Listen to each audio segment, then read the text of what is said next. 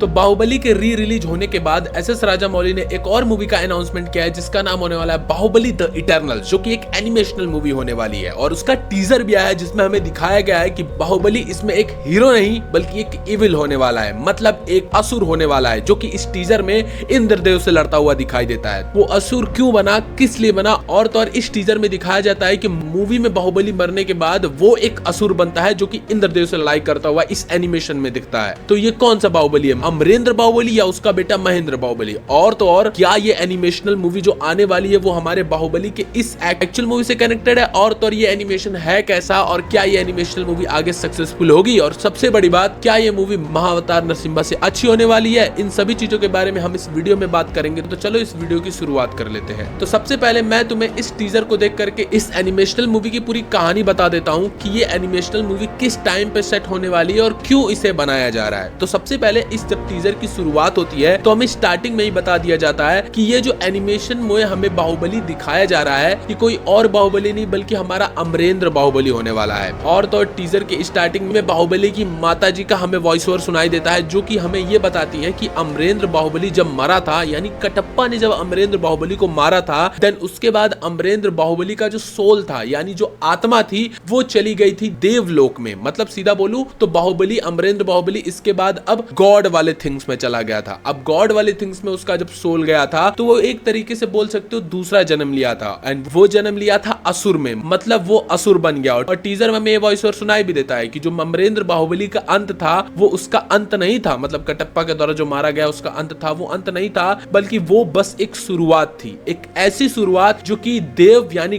God versus असुर के बीच में एक सबसे बड़ा महायुद्ध होने वाला है। और असुरों में सबसे बड़ा असुर है हमारा बाहुबली, यानी जो हमारा अमरेंद्र बाहुबली है वही यहाँ पर असुर वाला बाहुबली बनने वाला है। और ये एनिमेशनल मूवी इसी टाइम पीरियड में सेट होगी। हालांकि हमें इस टीजर में ये तो दिखाया गया है कि जैसे ही अमरेंद्र बाहुबली मरा उसकी सोल तुरंत छोड़ करके चली गई एक अलग युग में, जो कि टीजर में देखोगे ध्यान से एक चक्र यानी लूप होल तरीके का कुछ बनाया हुआ दिखता है जिसमें सीधा अंदर बाहुबली का वो सोल घुस जाता है। मतलब ये है कि वो उस टाइम पे नहीं बल्कि किसी उसी टाइम से किसी और युग में चला जाता है। मतलब ऐसा भी बोल सकते हो कि पास्ट के किसी युग में चला जाता है या फिर फ्यूचर के किसी युग में चला जाता है, बट वो किसी युग में चला जाता है। जिस युग में जाता है वहां पर हमारा अमरेंद्र बाहुबली एक असुर बनता है। और टीजर में आगे दिखाया जाता है कि जो असुर अमरेंद्र बाहुबली होता है वो शिव जी का बहुत भक्त होता है, इसीलिए दिखाया जाता है कि वो शिवलिंग के सामने आराधना कर रहा होता है, डांस कर रहा होता है। फिर हमें दिखाया जाता है कि ये लॉस्ट सिटी है त्रिपुरा की, यानी पाताल लोक। मतलब ये सारा जो कांड हो रहा है, मतलब हमारा बाहुबली ये शिवलिंग के सामने जो डांस कर रहा है असुर बाहुबली, वो असुर बाहुबली और कहीं नहीं बल्कि पाताल लोक में रहता है। और पाताल लोक में ही वहां पर तुरंत इंद्रदेव पहुंचते हैं। इंद्रदेव तुम्हें पता है ये एक गॉड है, और गॉड वहां पे पहुंचने के बाद सामने उसके एक और असुर की मुलाकात होती है जिसका नाम होता है विशासुर। अब ये विशासुर है कौन, इसके बारे में माइथोलॉजी में पढ़ने के लिए गया तो विशासुर नाम का कोई असुर एग्जिस्ट ही नहीं करता जो कि बाहुबली से कनेक्टेड है। तो सिंपली बात ये है कि ये जो मूवी होने वाली है ये फुल फिक्शनल होने वाली है, इसका हमारे रिलीजन एंड फोकलोर से कुछ भी लेना देना नहीं है। तो विशासुर जो है वो बाहुबली का दोस्त होता है या फिर उसका मंत्री होता है ये नहीं दिखाया गया, बल्कि वो भी एक असुर होता है जो कि बाहुबली का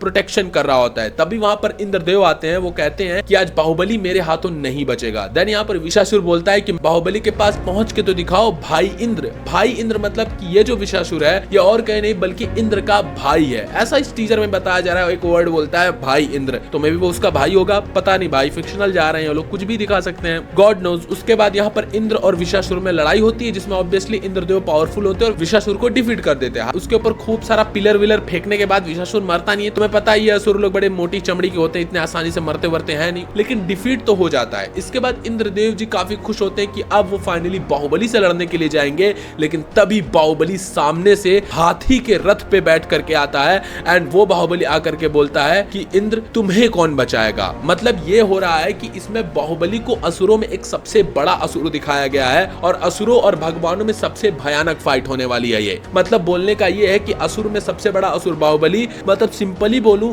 असुर बाहुबली वर्सेस गॉड के बीच में जो फाइट होगी वो हमें इस मूवी में दिखाया जा रहा है। और सिंपल सी बात है, असुर बाहुबली को इसमें एक ग्रे कैरेक्टर की तरह दिखाया जाएगा, इविल तो दिखा नहीं सकते, एकदम गुंडा टाइप। और इस बाहुबली को देख करके सच बताऊं तो मुझे कर्ण वाली वाइब आ रही है, महाभारत के कर्ण वाली थोड़ी सी वाइब आई मुझे ये देख करके। जैसे कर्ण था कि वो एक ग्रे कैरेक्टर था, ना ही अच्छा था ना ही बुरा था, ये भी मुझे थोड़ा देख के फील हो रहा है। और एक चीज मैंने नोटिस की कि इसमें वॉइस ओवर खुद प्रभास ने दिया है। तुम लोग बताना क्या ये प्रभास की वॉइस ओवर थी, मुझे तो लगी कि हाँ खुद प्रभास ने वॉइस ओवर दिया है। कई सोर्सेस से मुझे पता चला कि इस एनिमेशन का बजट 100 करोड़ है। और सच बताऊं तो इस एनिमेशन की क्वालिटी मैंने देखी तो सॉरी टू से मैं एनिमेशन की क्वालिटी के बारे में कुछ यहाँ पर स्टेटमेंट नहीं दे सकता हूँ, क्योंकि मैं ज्यादा एनिमेशन देखा नहीं हूँ, ना मैं उस इंडस्ट्री से बिलोंग करता हूँ, तो मैं क्वालिटी को नहीं जज कर सकता हूँ। बट मुझे महाअवतार नरसिम्हा वाली क्वालिटी ज्यादा पसंद आती है, क्योंकि वो थोड़ी सी मुझे अच्छी लगती है। ये थोड़ा सा ज्यादा ही कुछ कार्टूनिश हो जाता है, मैं इसको नीचे रखना चाहूंगा। हालांकि एनिमेशन के मामले में मेरे से पूछना बिल्कुल वैसा ही है जैसा तुम बंदर से अदरक का स्वाद पूछ रहे हो। क्या ही पता, मुझे जो अच्छा लगा मैंने बता दिया। सबसे बड़ा क्वेश्चन आता है कि क्या ये जो बाहुबली इटर्नल वॉर नाम की मूवी होने वाली है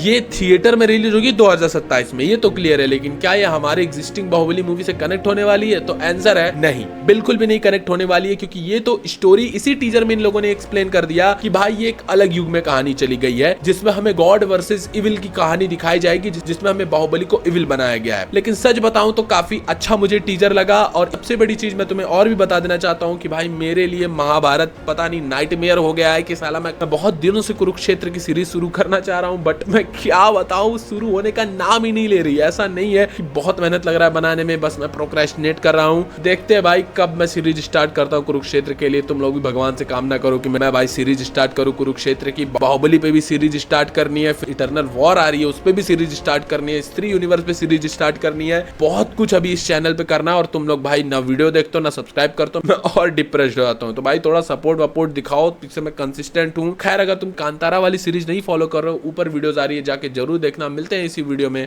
बाय बाय।